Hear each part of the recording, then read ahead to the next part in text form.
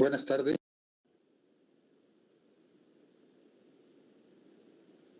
Buenas tardes. Buenas tardes, licenciado. Buenas tardes. Vamos a hacer un repaso rápido de la teoría de Hechter-Ohlin. Habíamos hablado de dos teoremas, el teorema HO y el teorema Hoss. El primero que trata y predice el patrón del comercio y el segundo que trata la igualación de los precios de los factores y que tiene su efecto sobre los precios de los factores. El teorema Hechter-Ohlin decía que un país exportará la mercancía para cuya producción requiera el uso intensivo del factor relativamente abundante y barato e importará la mercancía para cuya producción requiera del uso intensivo del factor relativamente escaso y caro.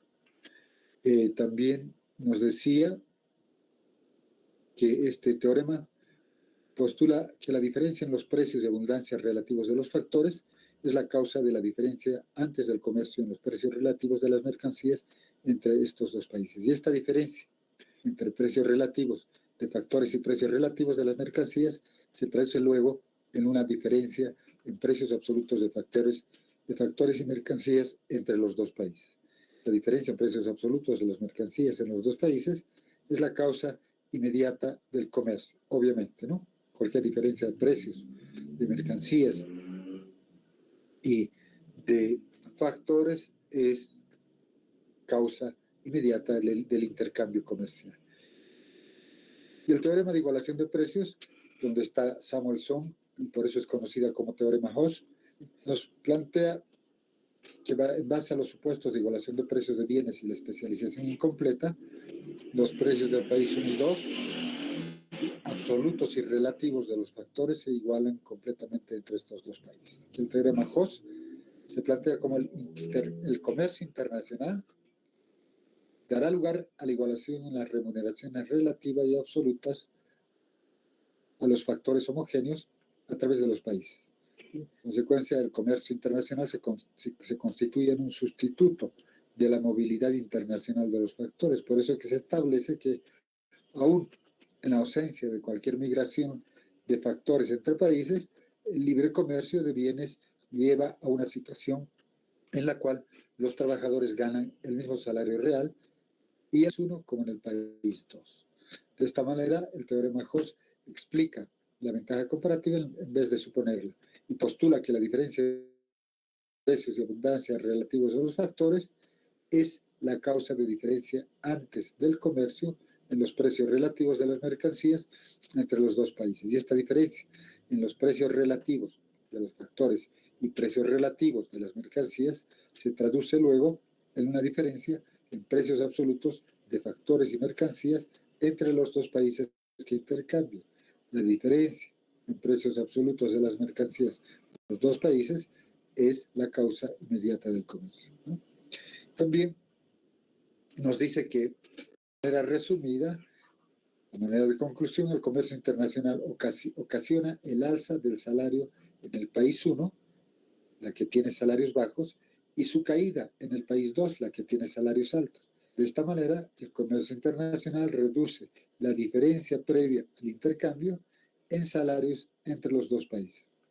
De igual manera, el comercio internacional ocasiona la caída de la renta en el país 1, la de capital costoso, y su alza en el país 2, la de capital barato, reduciendo la diferencia previa al comercio en la renta entre los dos países. Esto confirma que el comercio internacional tiende a reducir las diferencias anteriores al comercio en salario y renta en los dos países. Y habíamos visto una gráfica a través de la cual, a partir de los puntos de autarquía antes del comercio A y A', ¿sí? Cuando estos se especializan y se dirigen al punto B, ¿sí? De los precios relativos anteriores de los bienes, ¿sí? Se dirigen ahora a precios relativos tanto de B y B', que son iguales, ¿no? Entonces, por eso se habla de que como cada país opera bajo competencia perfecta e igual tecnología, hay una relación de 1 a 1 entre el salario y la renta y el precio relativo de X y el precio de Y. Es decir, cada razón del salario respecto a la renta está asociada con una razón del precio relativo de X respecto a Y de manera específica. En este proceso se igualan los precios relativos de los factores, no los absolutos. La igualación absoluta de los precios de los factores de producción significa que el libre comercio internacional también iguala los salarios reales para el mismo tipo de trabajo en los dos países, así como la tasa real de interés para el mismo tipo de capital en ambos países. Como se ve acá, ¿sí? Como el salario respecto a la renta, ¿sí? En el país 1 tiende a aumentar y el salario respecto a la renta en el país 2 tiende a disminuir hasta que llega un momento donde se igualan los precios relativos del salario respecto al capital. Lo propio sucede con los precios relativos de los precios. ¿De acuerdo? Bien. Esta es la explicación.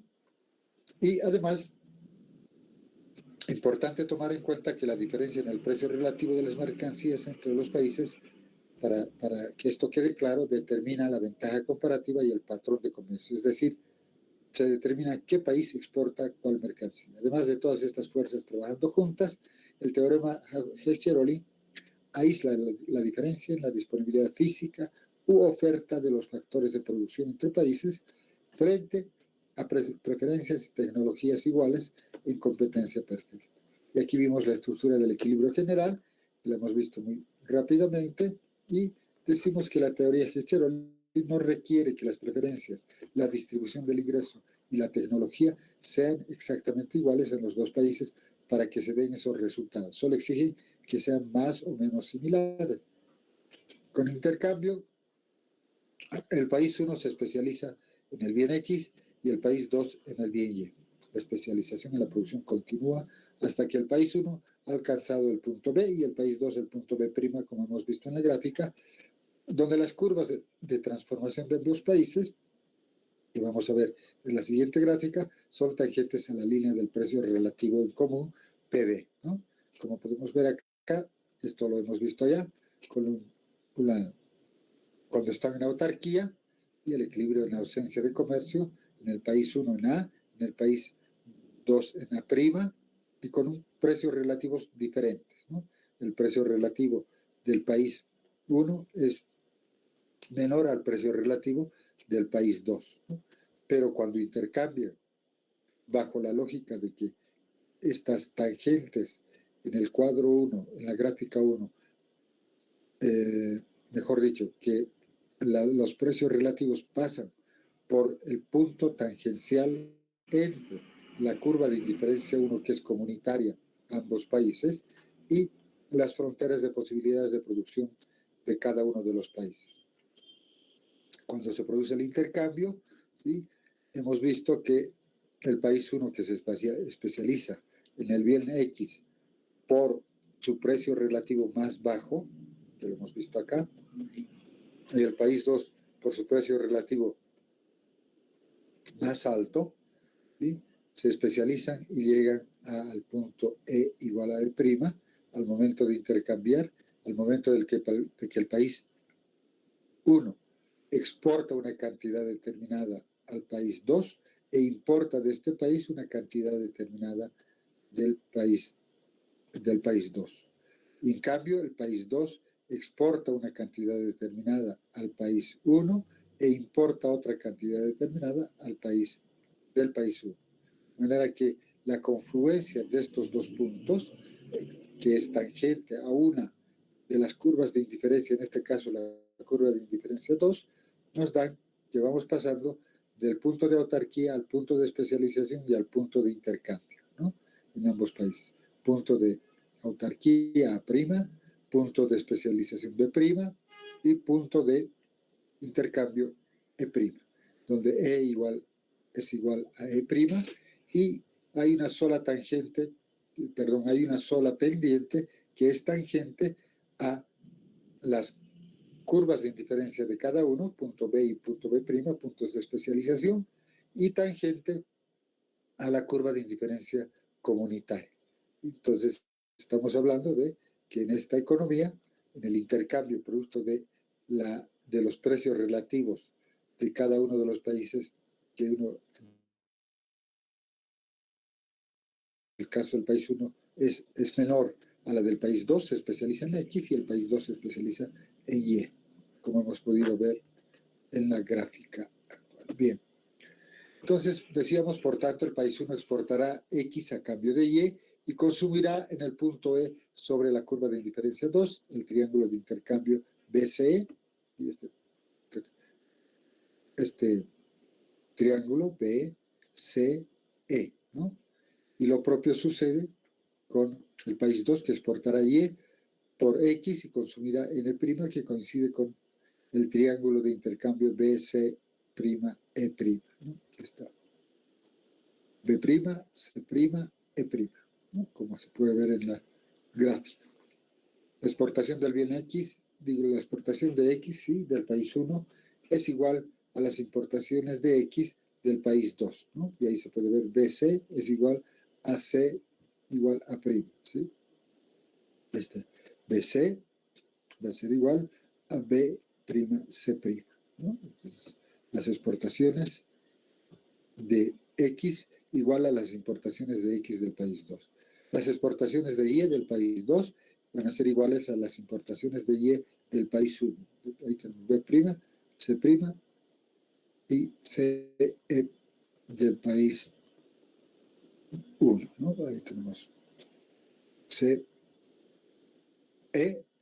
y C', E', ¿no? Que son lo que se está explicando en este momento. Y además, si el precio relativo de X respecto a Y es mayor al precio relativo de la economía mundo, es decir, a PB, el país 1 desea exportar más de X de lo que el país 2 desea importar a este elevado precio relativo de X, y en consecuencia, el precio relativo de X respecto al precio relativo de Y cae hacia PB, ¿no? Como podemos ver en el ejercicio, cae hacia PB, hacia esta pendiente que está mostrándose en este momento. Y lo propio, si el precio relativo de X respecto a P al precio de Y es menor a PB, al precio de la economía mundo, precio relativo de la economía mundo, el país 1 desea exportar menos de X de lo que el país 2 desearía importar a este bajo precio de X, y por tanto el precio relativo de X respecto a Y aumentará hacia el precio relativo de PB, ¿no? Entonces, esos precios relativos anteriores, ¿sí?, van pasando hacia este precio relativo PB. Bien. Ahora, una vez comprendido todo esto, veamos lo que se conoce como la paradoja de Leontief, que es aquella aplicación que Hechter y Olin quisieron hacer e hicieron, no solo quisieron, hicieron, en términos de, bueno, no Hechter y Olin, sino Vasily Leontief hizo una prueba empírica sobre la aplicabilidad de la teoría Hechter-Olin, ¿no? Eso lo hace en 1951 a través de la información que obtiene de los Estados Unidos, de la matriz de insumo producto de los Estados Unidos, pero esta matriz correspondía al año 1947. Como supuestamente los Estados Unidos era el país más abundante en capital en la economía mundo, Leontief esperaba encontrar que debería exportarse mercancías intensivas en capital e importarse mercancías intensivas en trabajo. Esa era la lógica, ¿no? Ustedes también podrían pensar lo mismo. ¿Por qué? Porque Estados Unidos supuestamente es un país abundante en capital, el trabajo. Por eso, Leontief utilizó la matriz insumo-producto de los Estados Unidos para calcular la cantidad de trabajo y capital en una muestra representativa. Estimó la relación capital-trabajo de los bienes que competían con las importaciones de los Estados Unidos en lugar de las importaciones, porque no se disponía de datos de producción extranjera sobre importaciones reales. Entonces, lo que ha hecho es estimar la relación capital-trabajo de los bienes que competían en Estados Unidos, que competían con las importaciones de los Estados Unidos, ¿no? Entonces, los resultados les sorprendieron porque los bienes que compiten con la importación de los Estados Unidos resultaron ser cerca del 30% más intensivas en capital que sus exportaciones. Es decir, parecía ser que los Estados Unidos exportaban mercancías intensivas en trabajo y que importaba mercancías intensivas en capital, opuesto a todo lo que se planteaba y se preveía a través de la teoría y del modelo Hecht-Cheroni. ¿Qué explicaciones encontró? Primero que el año 1948, 47, en el que se hizo la comprobación empírica de Leontief, estaba muy cerca a la conflagración de la Segunda Guerra Mundial y en consecuencia esta información no era representativa, por lo que repitió su estudio en 1956. ¿Y por qué no era representativa? Porque no se olviden que después de la Primera y Segunda Guerra Mundial, si los países prácticamente estaban devastados, o sea, en 1947 estaban saliendo de la Segunda Guerra Mundial. Entonces, por eso repitió su estudio en 1956. Este análisis demostró que las exportaciones de los Estados Unidos eran solo el 6% más intensivas en trabajo que los sustitutos de las importaciones, habiendo reducido, pero no eliminado la paradoja, pues la paradoja continuaba. ¿Y cuál era la otra fuente de sesgo que él vio? Empleó un modelo de dos factores de producción, trabajo y capital, tal cual está en la teoría Hecht-Cheroniana, abstrayéndose de otros recursos o factores de producción como los recursos naturales, aunque, o sea, tierra, ¿no? Aunque estos también requieren de capital físico. Así, la dependencia de importar de muchos recursos naturales podría ayudar a explicar la gran intensidad de capital de las industrias que compiten con las importaciones de Estados Unidos. Otro aspecto importante fue la política arancelaria de los Estados Unidos, que era otra fuente de sesgo en el estudio de Leontief, porque reduce las importaciones y estimula la producción interna de bienes que compiten con las importaciones. No se olviden que al momento de plantear, de reformarse, y esto lo hemos visto ya en las primeras sesiones, de reformarse después de la después de la Primera Guerra Mundial, de la crisis de los 30, de la Segunda Guerra Mundial, ¿sí? Hubo un nuevo orden internacional.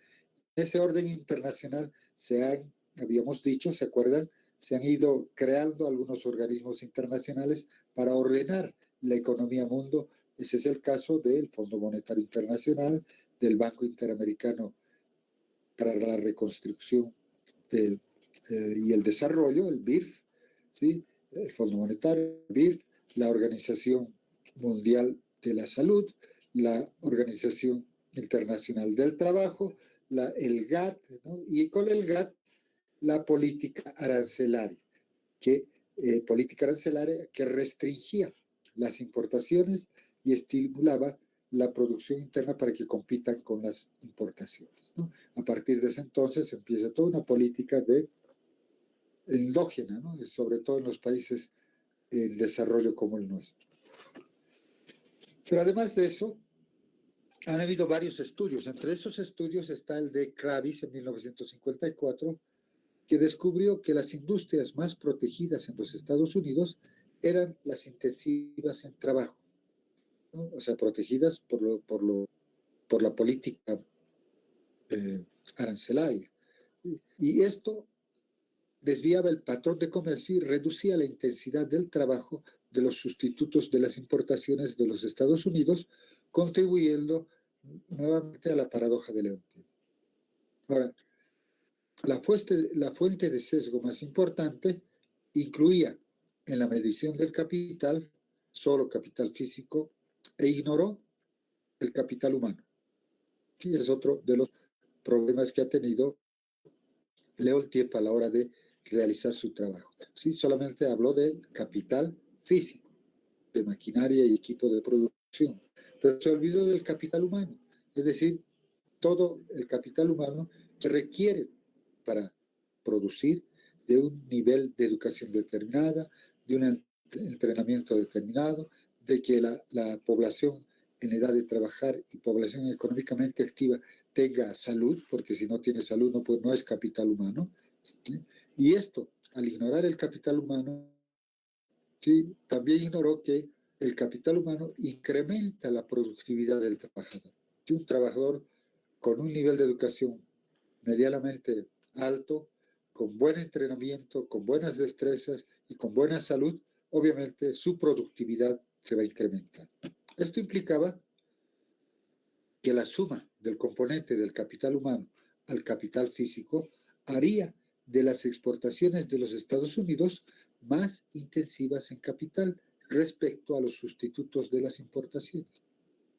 En consecuencia, el análisis del capital humano, que se desarrolló en plenitud y se puso en boga después del trabajo de Schultz en 1961 y de Becker en 1964, relacionado con esto, con el capital humano, está también otro elemento que no había tomado en cuenta. Hay un tema que es intrínseco al capital humano, que es la influencia de la investigación y el desarrollo de las exportaciones de Estados Unidos.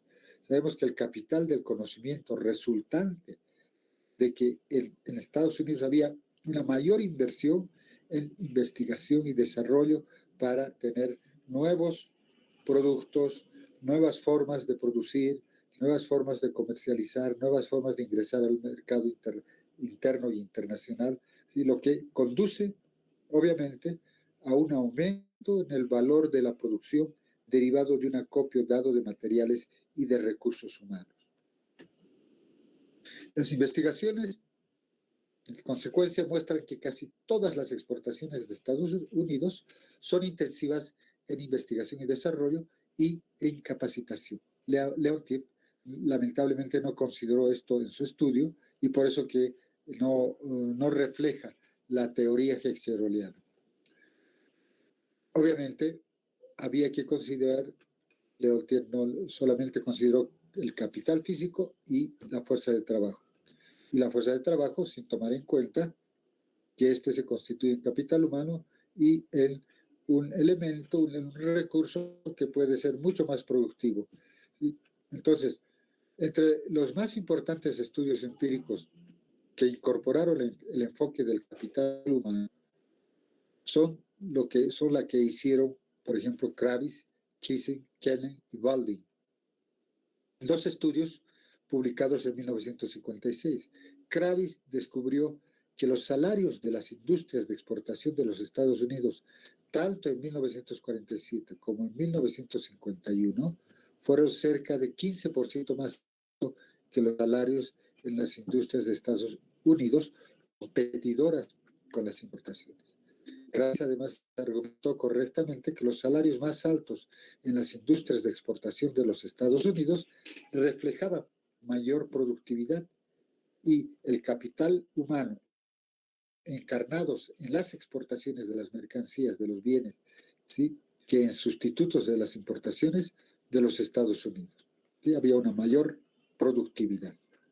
Y en un estudio que hace Kissing en 1966, descubre que las exportaciones de los Estados Unidos eran más intensivas en trabajo calificado que la de los otros 9 países industriales durante 1957, lo cual reflejó que en Estados Unidos se contaba con una mano de obra mejor entrenada, más saludable, más capacitada, por lo que contaba con mayor capital humano de calidad que otros países.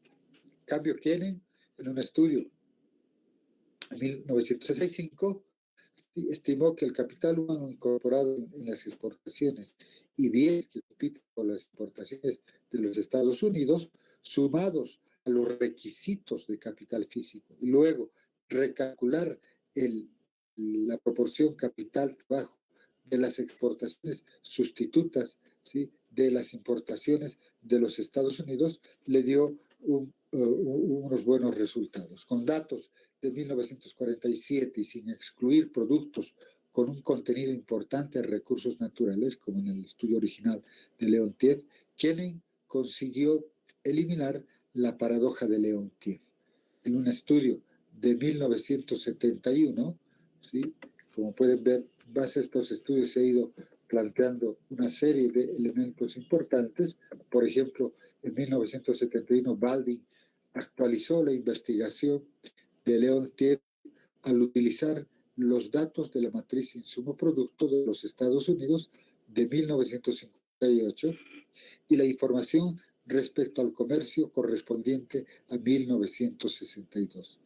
Y descubrió que no bastaba con excluir las industrias de recursos naturales para eliminar la paradoja de Leontief, salvo que se incluyera el capital humano. Sin embargo, la paradoja valía para países en desarrollo y para Canadá. Resultados igualmente paradójicos se encontraron en otros países. Por su parte, Branson y Monillos, en un estudio en 1977, generaron algunas interrogantes acerca de la conveniencia de combinar capital físico y capital humano en una sola medida, con el propósito de comprobar el modelo de intercambio Heister-Oleano. En publicaciones de 1980 y 1984, Lerner argumentó, ¿sí?, que en un mundo multifactorial se debe comparar la razón capital-trabajo y encontró que la razón capital-trabajo en producción con el consumo, en lugar de exportar con importaciones, con este enfoque y los datos de Leontief de 1947, Lerner en 1984 encontró que la razón capital-trabajo incorporada en la producción de los Estados Unidos era de hecho mayor a la incorporada en el consumo de los Estados Unidos, de modo que la paradoja desapareció. Esto fue confirmado en un estudio de Stern y Maskus en 1981 sobre más o menos el año 1972.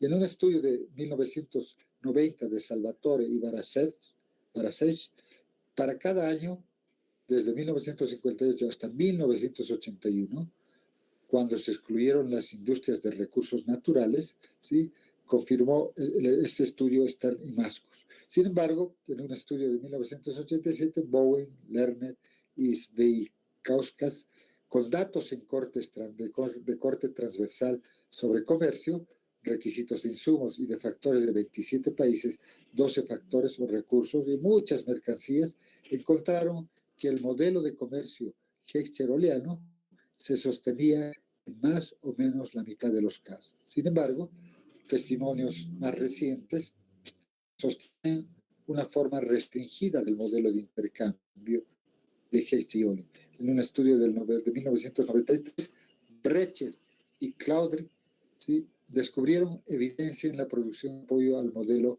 de Heister-Oleano para Estados Unidos y Canadá.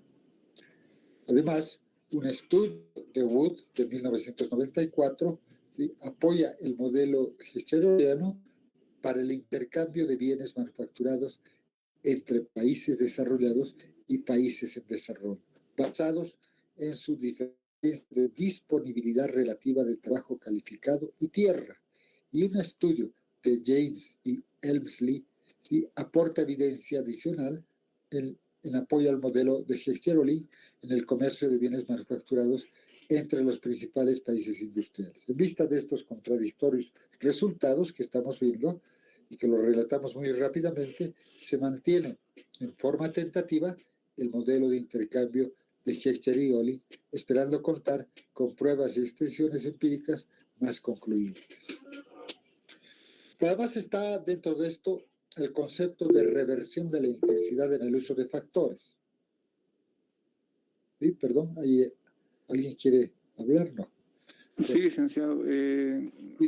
Los anteriores diapositivas, o sea, se podría decir de que no se ha podido probar si es falsa la paradoja de Leontief. Eso es lo que entiendo, no hay pruebas concluyentes todavía. Claro, lo que sucede es que para algunos, en función de la información que manejan y los instrumentos para analizar, porque uno tiene, todos tenemos distintas formas de pensar, ¿no es cierto? Y si ustedes se fijan de todos los que han ido planteando si Leontief ha tenido o no razón en la aplicación empírica, ¿sí? Algunos dicen que sí, otros dicen que no, pero si uno tomara en cuenta la teoría hegeliana a rajatabla, es decir, que como modelo, ¿no? Es decir, solamente capital y trabajo, obviamente no se cumple. ¿Sí? La teoría de Hegel no se cumple. Sin embargo, la realidad no es así, ¿no? Porque Hegel ha planteado un trabajo teórico a través de un modelo, ¿sí? Con unas restricciones y supuestos. Consecuencia, la realidad, al momento de esa abstracción, llegar a la realidad, a la mayor concreción, obviamente, para algunos autores hay que incluir algunos otros elementos. Por ejemplo, lo que planteaban algunos autores, ¿no? Es decir, hay que trabajar con el capital humano, hay que trabajar con investigación y desarrollo, hay que trabajar con la productividad del trabajador, hay que trabajar con los recursos naturales, en fin. En otras palabras, dependiendo de cómo trabajamos el planteamiento inicial respecto a ir levantando algunos supuestos, ¿no? Por ejemplo, aquí hay varios y los podemos señalar rápidamente, varios que han levantado el supuesto de que solo hay capital y trabajo, ¿sí? Y la realidad, en la realidad no se produce solamente con capital y trabajo, no se produce para la exportación y se importan bienes solo con capital y trabajo, ¿sí? Están otros elementos importantes que los han ido planteando los distintos autores, ¿no? Bueno, y eso uno hace en el trabajo científico, ¿no? El concepto de reversión de la intensidad en el uso de factores, ¿sí? Se produce cuando la mercancía X, ¿sí? La que era intensiva en trabajo en el país 1 y de salarios bajos, ¿sí? Se produce esta reversión cuando la mercancía X es intensiva en trabajo en el país 1, la de salarios bajos, y al mismo tiempo la mercancía X es intensiva en capital en el país 2, la de salarios altos. Ahora, para determinar cómo y cuándo ocurre esta reversión de intensidad de los factores de producción, se emplea el concepto de elasticidad de sustitución de factores en la producción. Y sabemos que la elasticidad de sustitución mide el grado o la facilidad con que un factor puede cambiarse por otro en la producción conforme disminuye el precio del factor de producción, ¿no? Entonces se puede sustituir trabajo por capital o capital por trabajo en función a que el precio, supongamos, sustituimos trabajo por capital cuando el precio del trabajo o el salario es más bajo. O sustituimos trabajo por capital cuando el precio del capital, la renta, es mucho más alta, ¿no es cierto? O viceversa. Sustituimos capital por trabajo cuando la renta del capital tiene un precio mucho más bajo, ¿sí? O cuando el precio del salario, del factor trabajo, el salario, es mucho más alto, ¿no? Entonces, por eso es importante para determinar cuándo sucede la reversión de intensidad de los factores de producción, de manera que la mercancía X sea intensiva en trabajo en el país 1 y esta misma mercancía sea intensiva en capital en el país 2, ¿sí? Vamos a suponer que la elasticidad sustitución del trabajo por capital es mucho mayor en la producción de X que en la de Y. Significa que resulta más sencillo sustituir trabajo por capital o viceversa en la producción de X que en la de Y. Ahora, es más probable que ocurra la reversión de la intensidad en el uso de factores mientras mayor sea la elasticidad de sustitución de trabajo por capital en la producción de dos bienes. Cuando la reversión de la intensidad en el uso de factores está presente, ¿sí?, no se sostiene el teorema Hegel ni el teorema Hoss. El modelo falla porque pronosticaría que el país 1, el país abundante en trabajo, exportaría la mercancía X intensiva en trabajo y que el país 2, abundante en capital, también exportaría la mercancía X abundante en capital, ¿no? Entonces, puesto que los dos países no pueden exportar la misma mercancía homogénea la una a la otra, aquí el modelo Hegel deja de pronosticar el patrón comercio, ¿no?, lo que se señalaba en la teoría Hecht-Cheroli, ¿no? Que se puede exportar una mercancía donde, siempre y cuando, ¿sí?, el precio relativo, ¿sí?, de los factores de producción era mucho más bajo en el país 1 respecto al país 2, o en términos de abundancia, o que la intensidad del factor trabajo respecto al capital era mayor respecto al país 2, ¿no? Entonces, ahí el modelo o el teorema de Hecht-Cheroli no se cumple. Entonces, con la reversión de intensidad en el uso de factores de producción, tampoco se sostiene el teorema de igualación de precios de los factores. ¿Cuál es la razón? La razón es que el país 1 se especializa en la producción de la mercancía X y demanda más trabajo. Y la tasa salarial relativa y absoluta aumenta en el país 1, que era de salarios más bajos.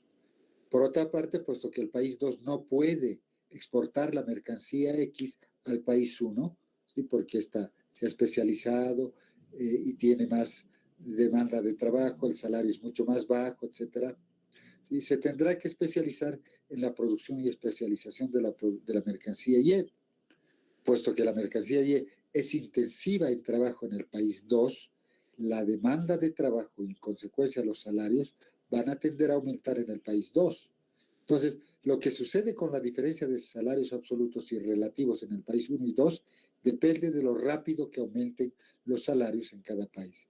Entonces, la diferencia de salarios absolutos y relativos entre los dos países puede bajar o subir o mantenerse sin cambio como resultado del comercio internacional, de manera que tampoco se puede sostener el teorema de igualación de los precios de los factores en función del teorema Hoss, ¿no? La reversión de la intensidad en el uso de factores en el mundo real está fuera de toda duda, ¿sí? La pregunta es, ¿cuán frecuente es?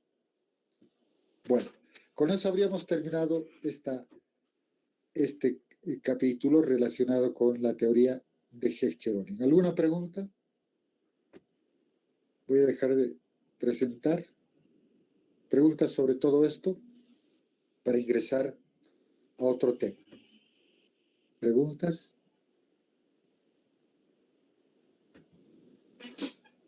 Bueno, vamos a ir a el tema relacionado con la teoría en competencia imperfecta en la economía mundial. Sí, voy a compartir con ustedes. Hasta ahora hemos hablado de competencia perfecta, ¿sí? Para entender el comercio internacional y las relaciones entre países en la economía mundial, ¿sí? ¿Qué implica esto? Implica que a partir de ahora van a haber algunos elementos relacionados evidentemente con la teoría de Hecht-Cheroli. Entonces, ¿qué se plantea a través de esta teoría? Se plantea la flexibilización de los supuestos de Hecht-Cheroli, ¿sí? Dado el análisis y toda la controversia y debate respecto a su aplicación empírica que hizo Leontief, entonces se plantea flexibilizar los supuestos. Entonces se señala que existen más de dos países, más dos mercancías y más de dos factores de producción, y que el número de mercancías es mayor a 0 o igual que los factores de producción, lo cual implica dejar de clasificar una mercancía como intensiva en capital o trabajo. Se requiere, según estos autores, de un índice de intensidad en el uso de factores de producción. Ya no es solamente la intensidad de capital o trabajo en la producción de una mercancía, sino que es un índice de intensidad en el uso de varios factores de producción. Y también el concepto o el supuesto de que la tecnología es la misma no es válida, ¿sí? Los países sabemos que utilizan distinta tecnología, constituyéndose más bien la tecnología como otro factor de producción, como lo conocemos actualmente, para el intercambio basado en la tecnología o en la brecha tecnológica que hay entre países y en el ciclo del producto. Además, se señala que en el mundo real no rige la reversión de la intensidad en el uso de los factores de producción, ¿sí? La realidad no existe eso. Y con capital humano se excluyen las mercancías intensivas en recursos humanos y se compara capital-trabajo, la relación capital-trabajo, la proporción capital-trabajo en producción contra el consumo, en vez de comparar exportaciones con importaciones. ¿Sí? Ahí hay otro elemento importante. Por eso no rige la reversión de la intensidad en el uso de los factores de producción. También se señala que el comercio internacional puede basarse en rendimientos crecientes a escala, complementarios a la teoría hexeroliana, y no rendimientos constantes a escala. ¿Sí? Entonces, también, para ser más realistas, no se olviden que toda la teoría neoliberal, ¿sí? O la teoría neoclásica, y específicamente esta incompetencia imperfecta, lo que plantea es bajar de la abstracción hacia la concreción, levantando algunos supuestos o complementando esos supuestos, y en este caso de Hexcheroli. Se señala también que el intercambio, cuya consecuencia es la especialización incompleta, implica que los precios relativos de las mercancías se igualarán, pero no sucederá así la igualación en los precios relativos de los factores de producción. Otro supuesto importante estaba relacionado con que los gustos eran los mismos, las preferencias eran los mismos y por eso se tenía una sola curva de indiferencia. ¿Sí? Pero lo que dicen en términos de esta teoría es que los gustos no son tan distintos como para superar las diferencias en la disponibilidad física relativa de los factores de producción, ni para explicar la diferencia en los precios relativos de mercancías y en el comercio internacional entre países. Se señala que bajo competencia imperfecta, el comercio internacional de manufacturas entre países desarrollados se basa sobre todo en la diferenciación de productos y en economías de escala para explicar el comercio intraindustrial en contraposición a la dotación de factores de producción de Hexcheroli. Y este es un supuesto importante, o sea, una flexibilización de uno de los supuestos de Hexcheroli muy importante, porque se señala que bajo competencia imperfecta, sobre todo entre los países en desarrollo, países desarrollados, se produce más y se comercia más con bienes y manufacturas que tienen un determinado valor agregado. Y este comercio se basa en que la diferenciación del producto es importante, es vital. Y no solamente eso, sino las economías de escala con las que se producen estos productos. Esto explica, según ellos, lo que hoy se conoce como comercio intraindustrial, y todo lo contrario al comercio interindustrial basado en la dotación de factores de producción de Hexcheroli. ¿Sí? Porque en la competencia imperfecta no se toma en cuenta la dotación o lo que tiene un país de determinados factores de producción para producir y exportar, ¿no? Eso ya no existe. Existe dos elementos, diferenciación de productos y economías de escala. También se ha señalado que no existe movilidad de los factores de producción. ¿Recuerdan? Entre países. Al interior sí, al interior de cada país.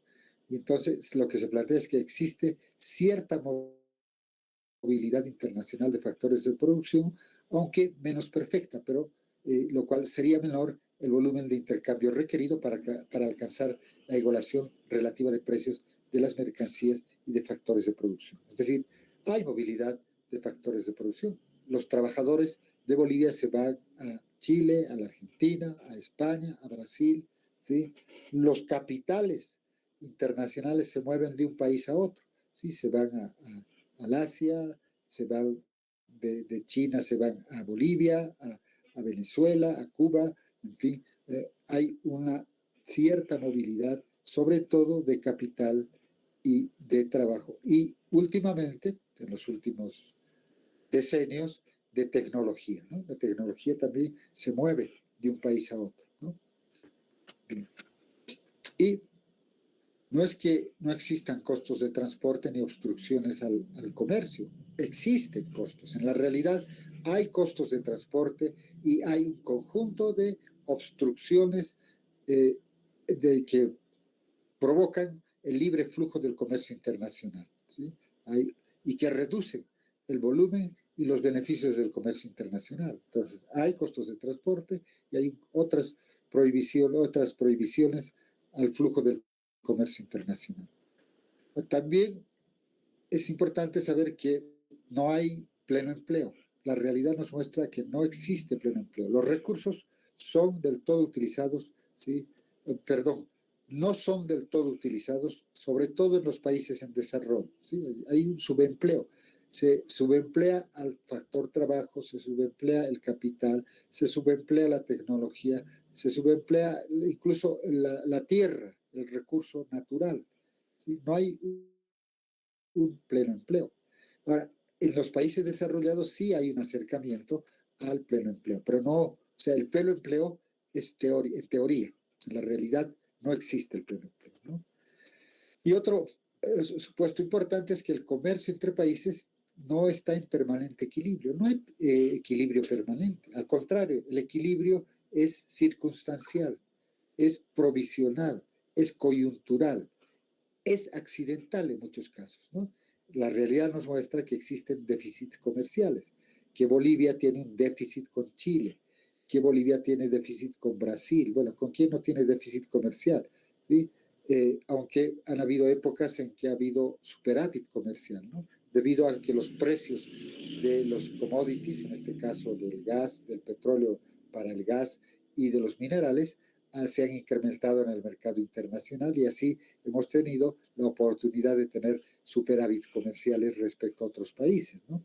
Pero en la realidad del comercio internacional entre países existen déficits y superávits comerciales.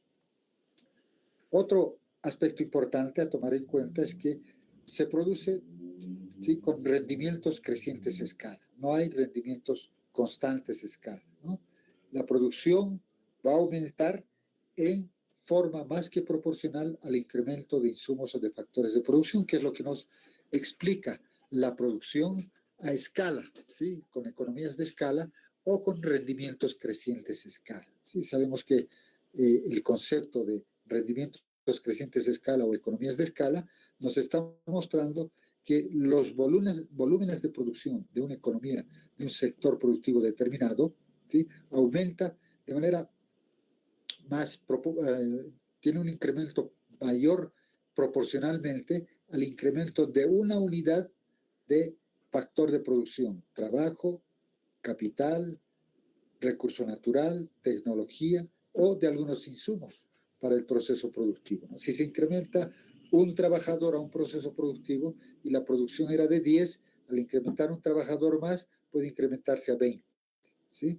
Y así, sobre todo, si hablamos de capital y tecnología. Entonces se produce con rendimientos crecientes a escala.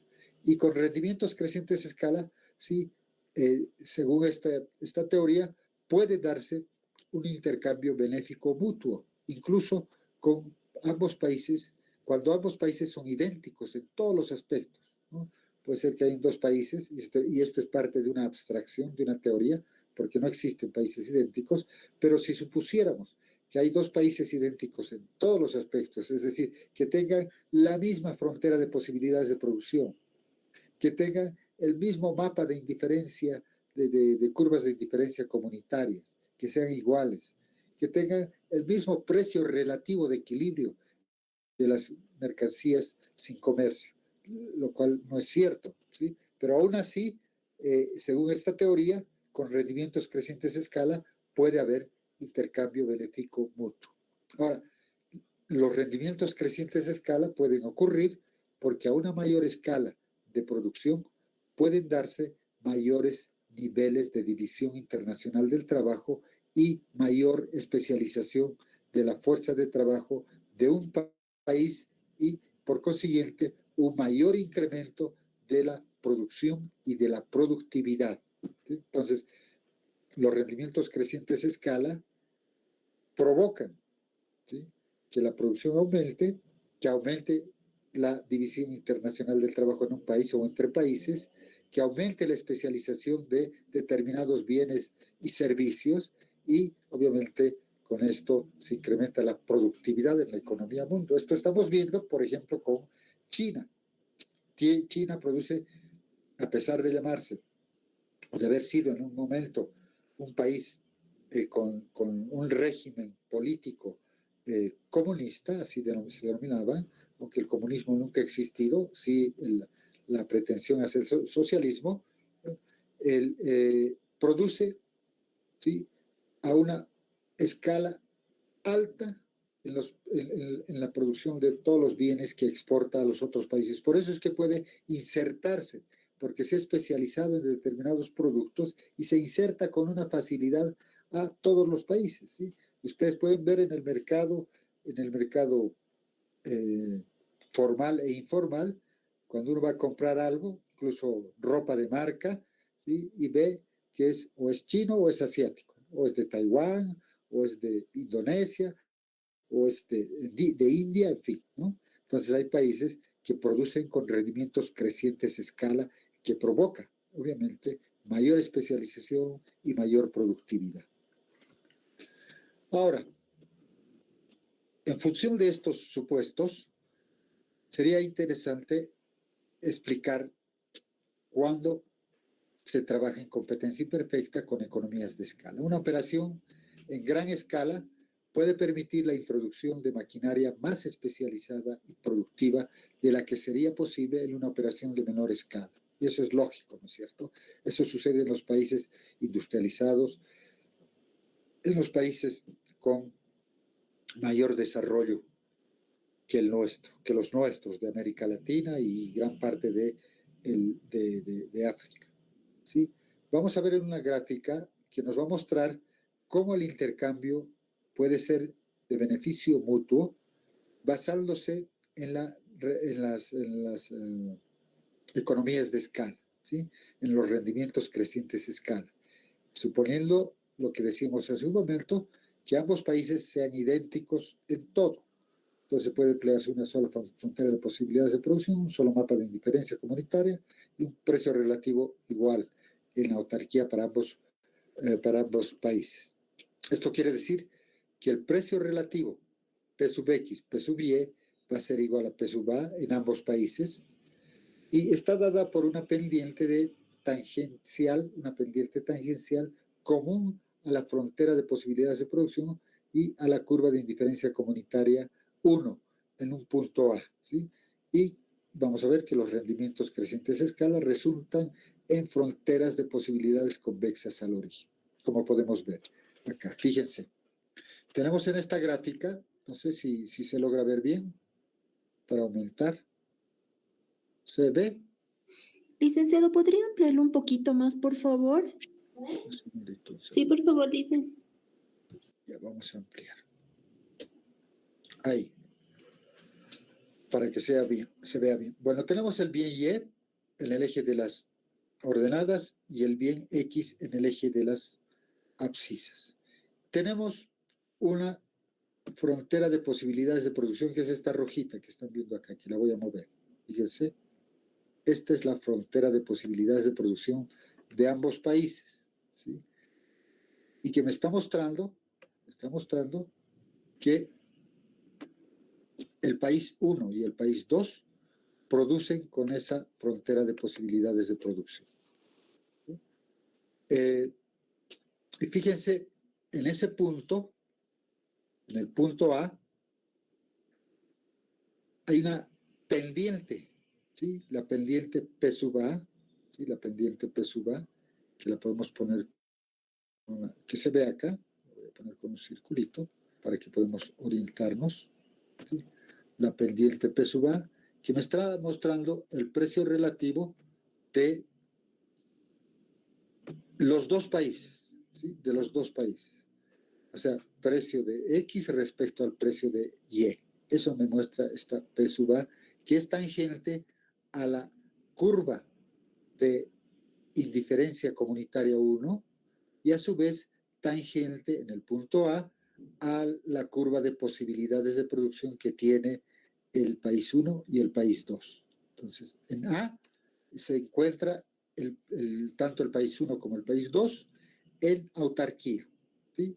Con ese precio relativo que estamos mostrando acá. Entonces, en ese punto de equilibrio sin comercio, que es inestable, ¿sí? Si en el país 1, ¿sí?, el precio relativo de X disminuye, la pendiente va a caer. Lo mismo para el país 2. Si el precio relativo de X aumentará o, por el contrario, su inversa P sub Y sobre P sub X caerá, en consecuencia va a suceder que con fronteras de posibilidades de producción, curvas de indiferencia comunitarias y precios relativos iguales, idénticos en el punto A que está en autarquía o sin comercio, ¿sí? ¿Qué va a suceder si el país 1 se especializa, como habíamos visto ya en todos los ejercicios, en el bien X y se especializa completamente en el bien X? Si ustedes se fijan, aquí hay pasamos del punto A al punto B, ¿sí? Al punto B de especialización, ¿sí? En el momento que el país 1 se especializa en X y vende X al país 2. Entonces, con comercio, el país 1 se está especializando en la producción de X y produce en el punto B, ¿sí? Y el país 2 pasa del punto A al punto B'.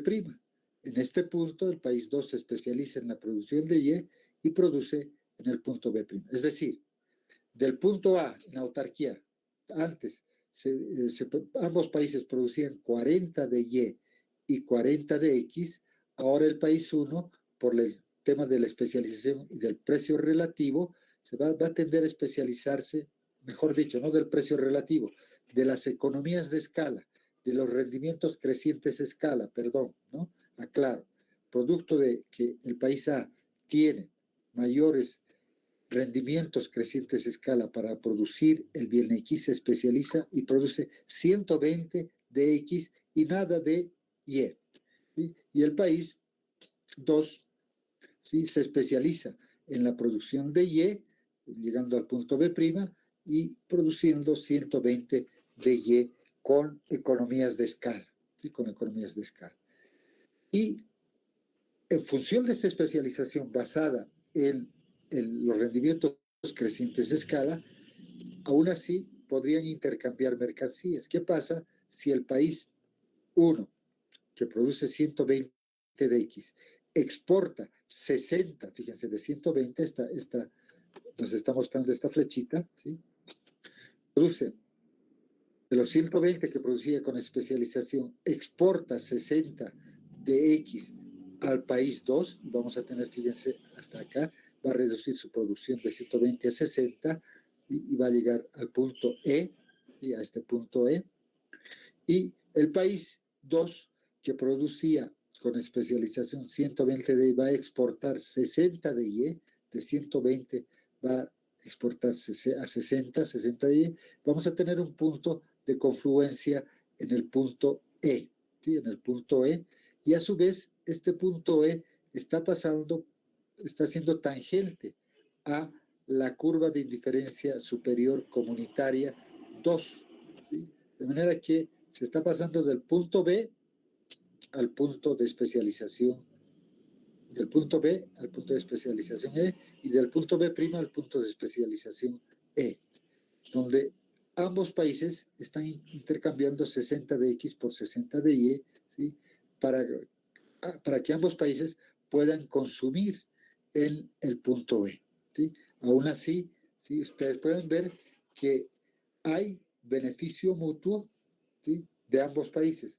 ¿En cuánto se están beneficiando ambos países con el intercambio, a pesar de que sean iguales en sus fronteras de posibilidades de producción, en el comercio, en las curvas de indiferencia, perdón, y en el precio relativo de estos dos países? ¿Sí? ¿En cuánto se beneficia? Pregunta, jóvenes. Licenciado, a simple vista parece que es 30, de 60 a 90, ¿cierto? No. A ver, ¿alguien más? 20. Fíjense. ¿Perdón? 20. En 20, ¿por qué en 20? Es que aparte del punto de autarquía al punto de intercambio de 40-60, ambos países se beneficiarían con 20. Así es.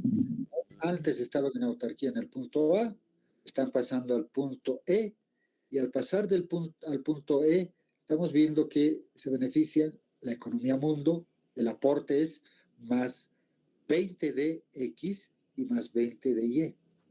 Más 20 de X más 20 de Y.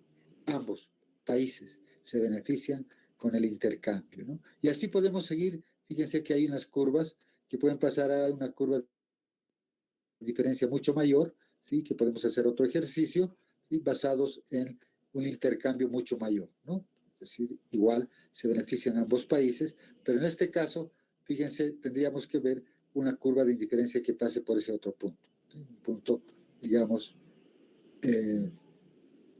un punto J, por decir algo, ¿no? Pero no sé si se entendió el ejemplo. Entonces, nos está mostrando esta gráfica, ¿sí?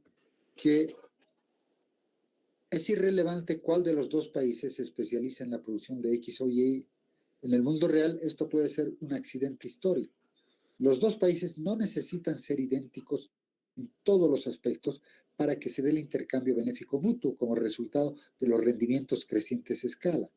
Si persisten las economías de escala sobre un rango lo suficientemente grande de niveles de producción, una o algunas empresas captarán el mercado completo de un producto determinado igual a un mercado internacional monopólico, donde hay un solo productor sin sustituto cercano, o un mercado internacional oligopólico, donde unos cuantos fabricantes son los que producen un producto homogéneo o diferenciado, ¿no? Entonces, podemos tener a través de las economías de escala la especialización a veces tan grande que pueden captar el mercado internacional completo vía monopolio u oligopolio.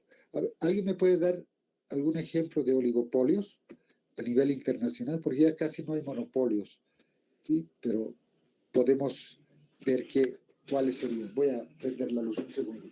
Mientras ustedes piensan qué mercados pueden haber.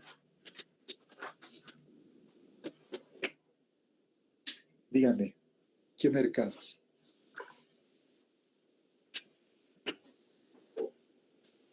Monopólicos a nivel internacional y que producen con rendimientos crecientes a escala. ¿Algún ejemplo? Luz Sandra Chávez, Raúl Amador, Efraín Franco. Licenciado, sería oligopólicos, dijo, ¿no? Sí. Los de tecnología, licenciado, como Samsung, Sony, Huawei. Así es, ¿no? Por ejemplo, tecnología para estos aparatos con los que nos vemos todos los días, ¿sí? Que son los celulares, las laptops, ¿no? O también en el mercado de manufacturas, ¿no? De bienes industriales. Por ejemplo, dice, sí, Rubén. También sería lo del área automotriz, los Toyotas, por ejemplo. Así es, en la industria automotriz hay, es un mercado mucho más competitivo, ¿no? Pero son con rendimientos crecientes a escala, ¿sí? Donde se utiliza de manera muy importante la tecnología, ¿no? Como un aspecto vital. Ahí está Mitsubishi, está Toyota, están últimamente los vehículos chinos, ¿no? Y un oligopolio bastante interesante es, por ejemplo, de las gaseosas Coca-Cola y Pepsi, ¿no? O sea, siempre en competencia en el mercado por ganar el mercado, ¿sí? Y son dos grandes fabricantes de gaseosas que están en todas partes del mundo, ¿sí? Y por eso es que cuando alguna vez se planteó en Bolivia, ¿sí? Hacer un refresco que sustituya a los productos del mercado internacional, capitalistas, en fin, con toda la retórica política, jamás se pudo reemplazar a la Coca-Cola, ¿sí? Sobre todo la Coca-Cola en Bolivia y la Pepsi-Cola y la Coca-Cola con todos sus derivados, ¿no? La Fanta, se ha diferenciado el producto, por eso la diferenciación del producto es importante, ¿sí?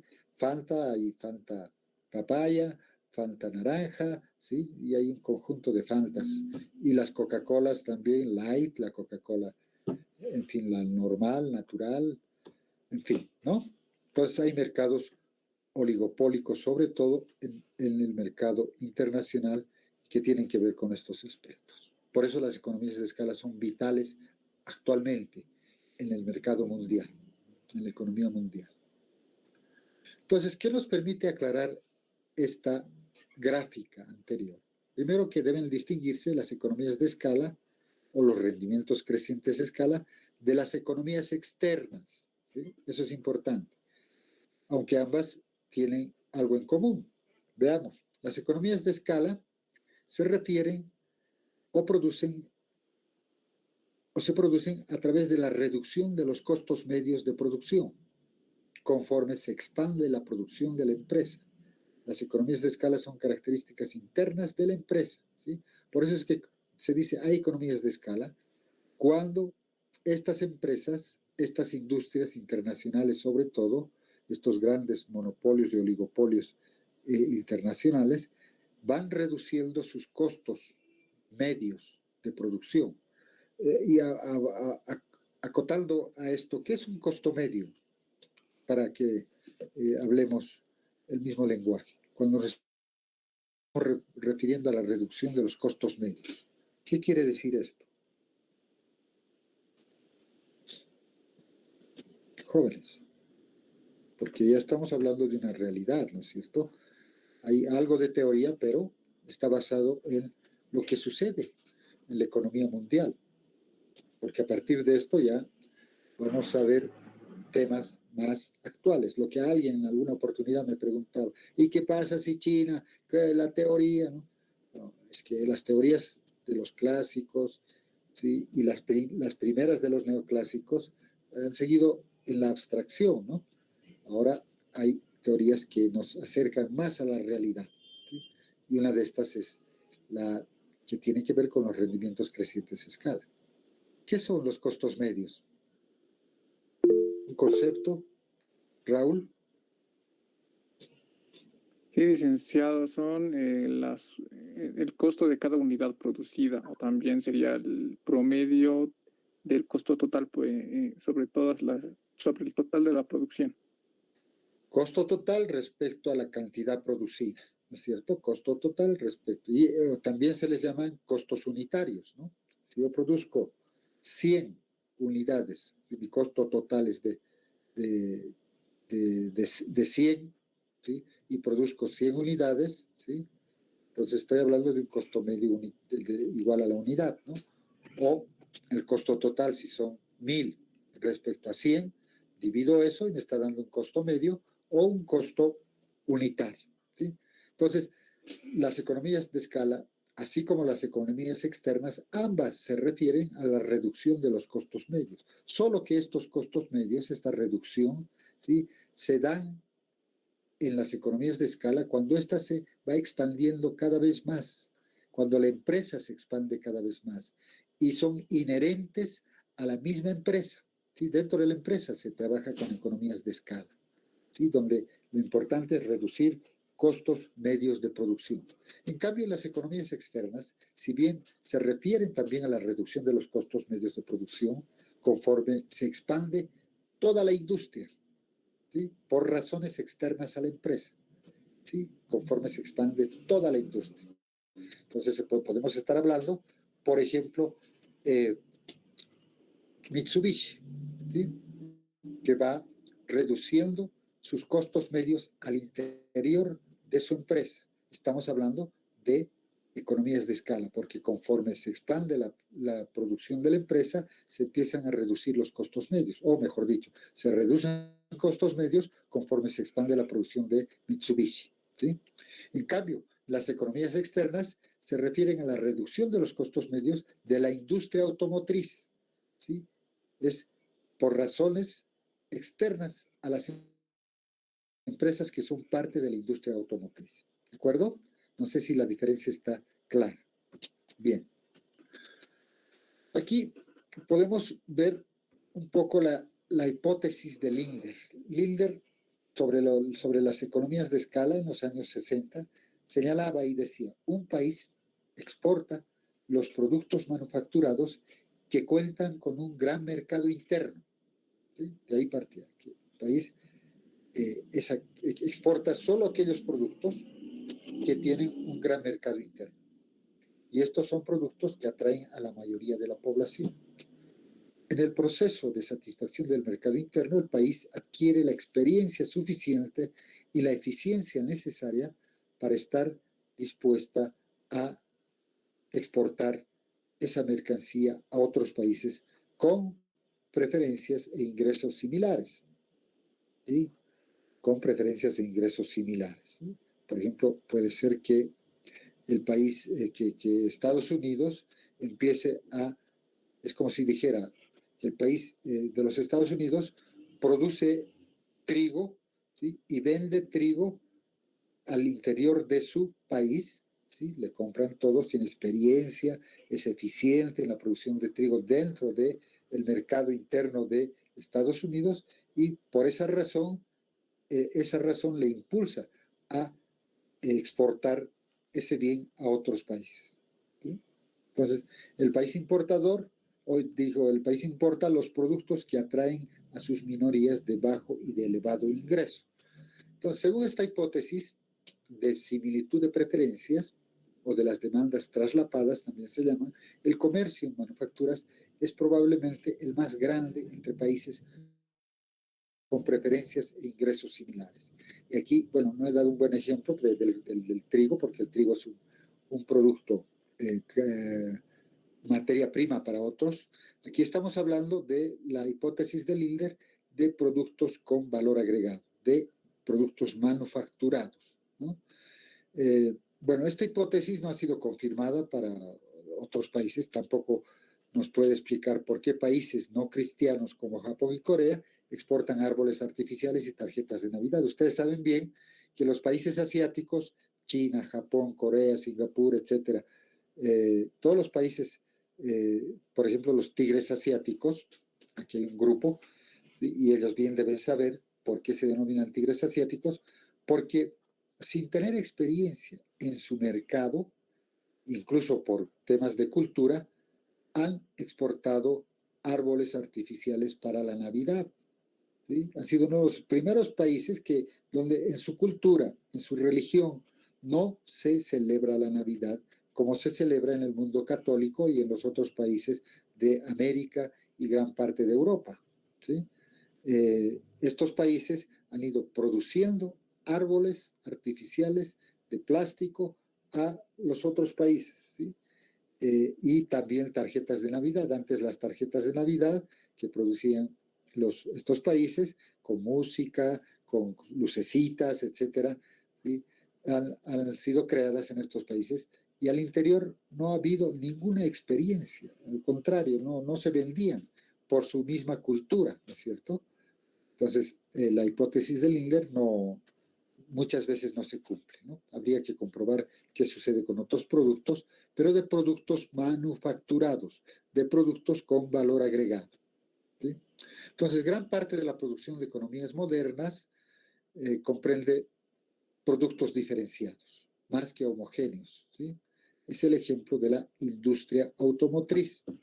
En la industria automotriz hay un conjunto de productos diferenciados. No es lo mismo un vehículo Mitsubishi, a un vehículo Toyota, a un vehículo Volkswagen, a un vehículo Peugeot, a un vehículo, es decir, la fabricación de vehículos en Alemania, un Volkswagen, en Italia, un Fiat, en Japón, un Toyota o un Mitsubishi, ¿sí? En fin, todos esos productos son diferenciados. Por eso hay países que producen vehículos, pero a la vez importan vehículos. Consecuencia, estamos hablando de que este comercio internacional se da precisamente porque existen economías de escala, pero además hay productos diferenciados, ¿sí? Entonces, se diferencian por algún aspecto importante entre este conjunto de vehículos, ya sean para transporte público, para transporte de carga, en fin, ¿no? Dependiendo de todo aquello. Entonces, el comercio intraindustrial en productos diferenciados rige actualmente en la economía mundo en oposición al intercambio interindustrial en productos del todo diferentes, ¿sí? Porque cuando estamos hablando del comercio interindustrial, es que se están intercambiando, por ejemplo, gas por celulares, ¿no? Son productos totalmente diferentes. O se están intercambio zapatos por blue jeans, ¿no? En fin, hay un intercambio de mercancías, pero son totalmente diferentes. En cambio, en este caso, son productos de la misma línea automotriz, en este caso de la industria automotriz, pero que son diferenciados y que se importan y exportan a la vez entre estos mismos países. ¿Sí? Es lo que sucede con Estados Unidos y Japón, con Alemania y Japón, con Japón y Estados Unidos, con Alemania y Estados Unidos, en fin. ¿Sí? Entonces, el intercambio intraindustrial se origina para aprovechar importantes economías de escala en la producción, lo cual significa que la competencia internacional obliga a cada empresa en países desarrollados, fundamentalmente, a producir solo una variedad y estilo o unos cuantos del mismo producto para mantener bajos los costos medios. ¿Sí? Ahora se explica por qué los costos medios son importantes, porque no se necesita tener, por ejemplo, una industria donde se produzcan, como hay industrias donde producen vehículos, producen celulares, producen laptops, producen ropa, producen perfumes, pero no. El intercambio intraindustrial que pueda aprovechar las economías de escala va a obligar a las empresas internacionales, transnacionales en países en desarrollo a producir una sola variedad y estilo de unos cuantos del mismo producto, con el objetivo de mantener los costos de medios de producción mucho más bajos, ¿no? Porque en función de eso se pueden insertarse en el mercado internacional con una cierta facilidad y competir ampliamente con bajos costos y obviamente con bajos precios. Entonces, el comercio intraindustrial beneficia ¿a quiénes? A los consumidores, gracias al mayor número de opciones disponibles a los precios más bajos posibles debido a las economías de escala. Nosotros podemos elegir, alguien quiere comprar un celular, ¿sí? Dependiendo de sus ingresos, yo podré comprar un Samsung último modelo, de alta gama, como llaman ahora, ¿sí? Es decir, de una tecnología reciente, o puedo comprar una de segunda mano, ¿sí? Dependiendo de mis ingresos. Entonces, tengo mejores opciones para que los consumidores escojan lo que le conviene en función a las opciones que existen en el mercado internacional. Por eso la importancia del comercio intraindustrial. Desde 1958, después de que ha pasado toda la Primera y Segunda Guerra Mundial y después de que ha habido un nuevo orden de la economía internacional, se hizo patente cuando se eliminaron los aranceles y otras obstrucciones al flujo del comercio en la Unión Europea o en el mercado común centroamericano, ¿sí? También ha sucedido eso. Y se destaca, hay otras consideraciones sobre este aspecto, sobre el comercio internacional, con aportes de Hellman, Krugman, Lancaster y otros, que desde 1979 han ido planteando algunos aspectos importantes sobre el comercio industrial y los efectos y consideraciones sobre el comercio internacional. ¿Sí? Primero, dicen estos señores, aunque el comercio internacional en Hecht-Cheroli se basa en la ventaja comparativa o diferencia en la dotación de factores de producción, es decir, diferencia en capital, trabajo, recursos naturales, tecnología, entre países, el comercio intraindustrial está basado en la diferenciación de productos y en las economías de escala, ¿sí? A diferencia de la ventaja comparativa basada en dotación de factores de producción. Mientras el comercio internacional basado en ventaja comparativa puede ser mayor cuando la diferente dotación entre países es también mayor. ¿Sí? Repito, mientras el comercio internacional basado en ventaja comparativa, basado en dotación de factores de producción, puede ser mayor, ¿sí? Cuando hay una diferente dotación entre países, esa ventaja comparativa también puede ser mayor. Bolivia tiene mayor gas que Chile, ¿no? Entonces, la ventaja comparativa la tiene Bolivia respecto a Chile, respecto a Brasil, respecto a otros países, porque tenemos una mayor dotación de gas respecto a otros países, aunque eso está cambiando un poco, ¿no? Pero eso lo podríamos ver hasta hace unos años atrás, ¿sí? Eso se puede dar en función de la dotación de factores de producción.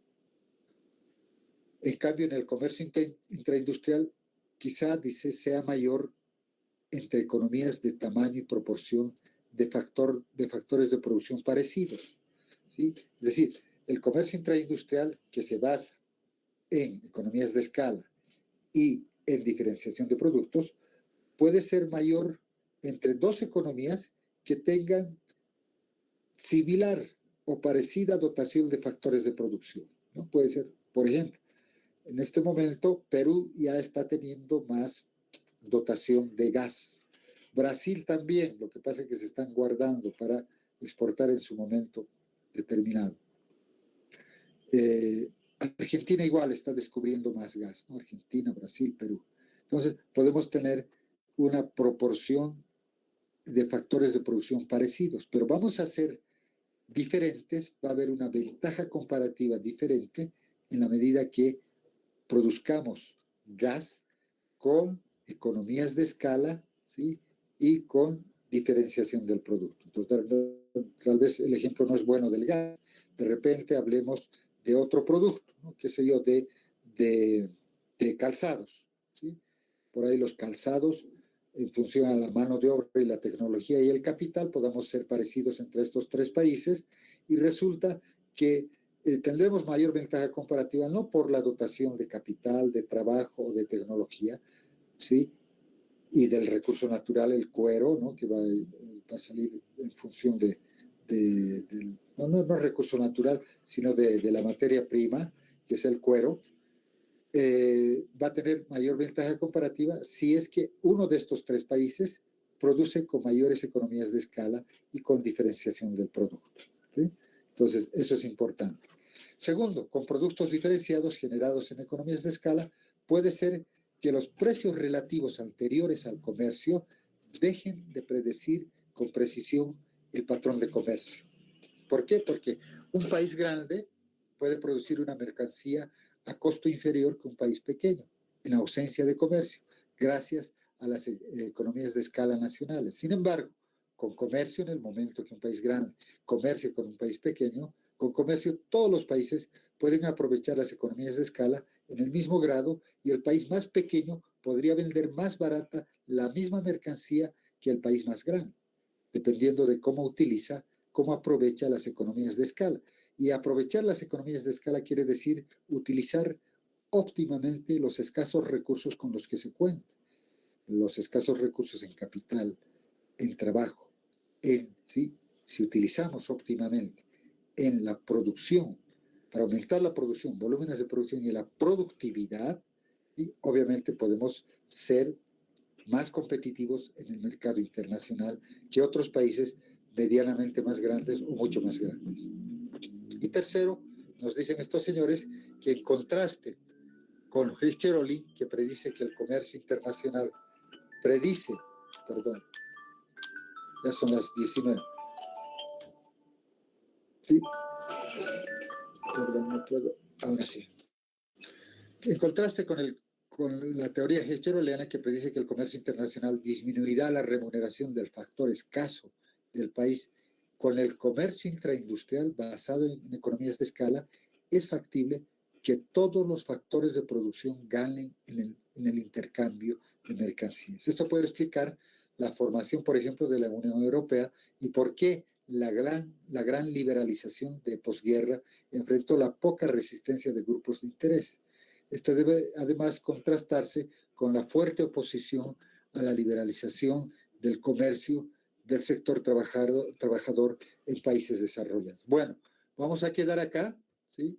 Si no hay ninguna pregunta, ya son las 19 en punto para detener la presentación. ¿Preguntas, curiosidades hasta acá? Bueno. En eso nos quedamos. ¿Sí? Disculpe, licenciado, buenas noches. Dígame. El día del examen tuvimos algunos problemas con mi grupo y no nos confirmó la llegada de nuestro examen. No sé si nos podría confirmar ahora la llegada de nuestro examen, por favor. A ver, voy a tratar de ingresar a la plataforma. Un segundito, por favor. Si los demás no tienen ninguna pregunta, nos podemos despedir. Que les vaya bien. Voy a tratar de ingresar. Hasta luego, Lice. Hasta luego, licenciado. Hasta luego, que les vaya bien. Hasta luego, hasta luego.